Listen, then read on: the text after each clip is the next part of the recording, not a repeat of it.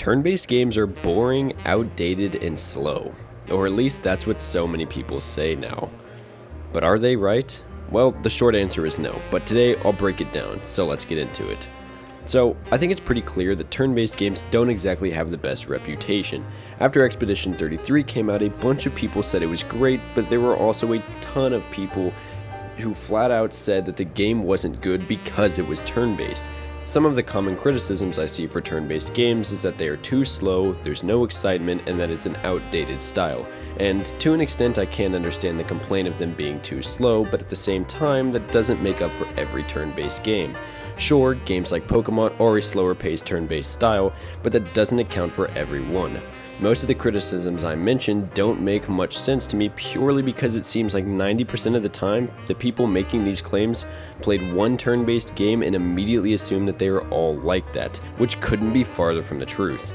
Turn-based games being an outdated style is another complaint that doesn't make much sense to me. That's like trying to say any game with pixel graphics is an outdated style, which isn't obviously true either. Up until now I've been shooting down opinions arguing against turn-based games, so I guess now I should probably give my points and defend them. Starting with the fact that strategic depth actually matters in turn-based games. Now, I want to clarify that there are two different types of turn-based games. I'll be defending the Baldur's Gate and Divinity style turn-based combat and the Expedition 33 or Super Paper Mario combat style. So back again with the strategic depth. Both Baldur's Gate 3 and Divinity do this very well with the addition of turn-based because it gives players a chance to look at the battlefield and strategize their next move. Every move turns into a puzzle. How can you defeat this specific enemy who perhaps is immune to a certain element? That kind of thing is enhanced greatly in tactical turn-based because it gives you a chance to see everything. There is also a lot of creativity when it comes to turn-based combat. Clair Obscur, for example, does a fantastic job giving the player a wide variety of creativity.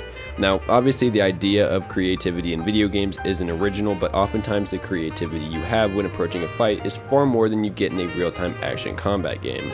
Turn-based combat isn't outdated, it's simply different. It's a style of game that unfortunately doesn't appeal to as many people as I wish it would. I do honestly think if more people just gave even a modern turn-based game a shot, it's pretty likely that they'd enjoy it. I know I've been talking and mentioning Expedition 33 in all my recent videos, but I do that for good reason. The game is great. I've heard countless stories of people who thought they hated turn-based games, gave Expedition 33 a try, and they ended up seriously enjoying it. Heck, I was one of those people. I didn't necessarily despise turn-based games, but I wasn't the biggest fan of them either. But after playing Expedition 33, I realized that they can be just as engaging and fun as a real-time game. So yeah, turn-based games are fantastic, and if you're still on the edge at the end of this video, then just please, go out and try a turn-based game. I mentioned a few in this video, but there are so many good ones out there that I have yet to play. If you've written them off in the past just because they were a turn-based game, then I think it's time for you to give them another shot. But at the end of the day, if turn-based games aren't your thing, that's fine too. I don't want to sound like I'm trying to force you into playing a style of game that you don't really want to. With that being said, thanks for watching and goodbye.